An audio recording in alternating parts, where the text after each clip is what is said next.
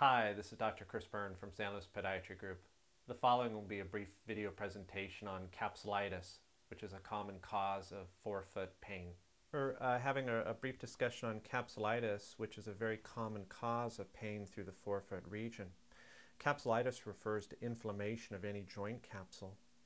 When we talk about the ball of the foot region, the second metatarsal joint is most commonly involved in terms of the development of capsulitis. This is a representation of the second metatarsal and the base of the toe bone. The soft tissues around this second metatarsal phalangeal joint in some individuals can become inflamed, leading to pain as well as swelling. The reason for the development of capsulitis oftentimes has a lot to do with the relative length of the metatarsals. The first metatarsal is shorter as compared to the second. The third, fourth, and fifth are also shorter as compared to the second metatarsal. When we walk heel to toe, the propulsive phase of gait as we lift the heel off, taking the next step forward, tends to increase load to the second metatarsal, and on occasion the joint can become inflamed. Capsulitis is very commonly associated with the development of hallux valgus. When patients develop a rotational movement or a change in the position of the first metatarsal, what happens during walking mechanics is that increased load is experienced on the second metatarsal, creating this inflammation. Capsulitis can lead to the development of a plantar plate tear. A tear in the joint capsule, specifically on the bottom of the joint capsule, can lead to a very unstable second toe joint. And very occasionally patients will develop a hammer toe, which is a bend in the toe, or sometimes will actually develop a true instability of the toe. And how we determine this to clinical exam is there's generally pain directed to the second metatarsal phalangeal joint on top. And when we take the base of the toe and stabilize the metatarsal, we can actually see gross instability and movement of that second toe joint. And to exam, we always compare to the unaffected side also to determine the level of instability. Here's a true radiographic presentation of a plantar plate tear. This is the second digit and the second metatarsal. This involved the second metatarsal phalangeal joint. What we're seeing is a true dislocation of the base of the second digit overlying the metatarsal head. Oftentimes we won't see this extent of dislocation, but we will have chronic inflammation. What we'll do occasionally is inject dye into the joint to see if it leaks out of that joint. An arthrogram study is a test that can be done if there's any questionable diagnosis of plantar plate tear. What we're seeing also in conjunction as discussed is that the first metatarsal bone has rotated out. The big toe then pushes in towards the second toe, and these two small bones, the sesamoid bones,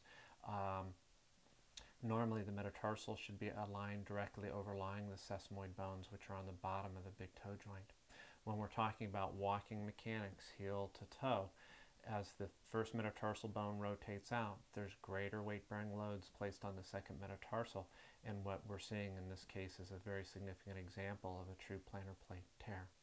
Representative, we're not seeing any evidence of stress fractures associated with the metatarsal, and the pain to clinical exam is directly isolated to that second metatarsal phalangeal joint, and very occasionally in between the second and third metatarsal where the course of the common digital nerve runs.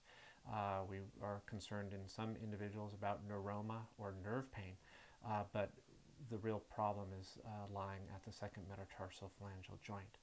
As we've spoken to the plantar plate repair, this patient does not have an associated hammer toe and truly has a dislocation here. As we approach incisionally on the bottom of the foot, the bone anchor is placed in the base of the toe where the point of the pin is, and the suture is actually taken through the soft tissues in the bottom of the joint to relocate the toe bone in its anatomic position. When we talk about treatment for capsulitis, for any joint that's inflamed, what we really want to do is rest the joint. And when we talk about foot mechanics and walking mechanics, what we're ultimately trying to do is decrease the stresses on the second metatarsal phalangeal joint during our normal walking. Much of the time we'll use a temporary orthotic or arch support that will actually transfer pressure away from the ball of the foot into the mid-arch. Oftentimes too, we'll use some temporary felt or foam padding to help offload this area.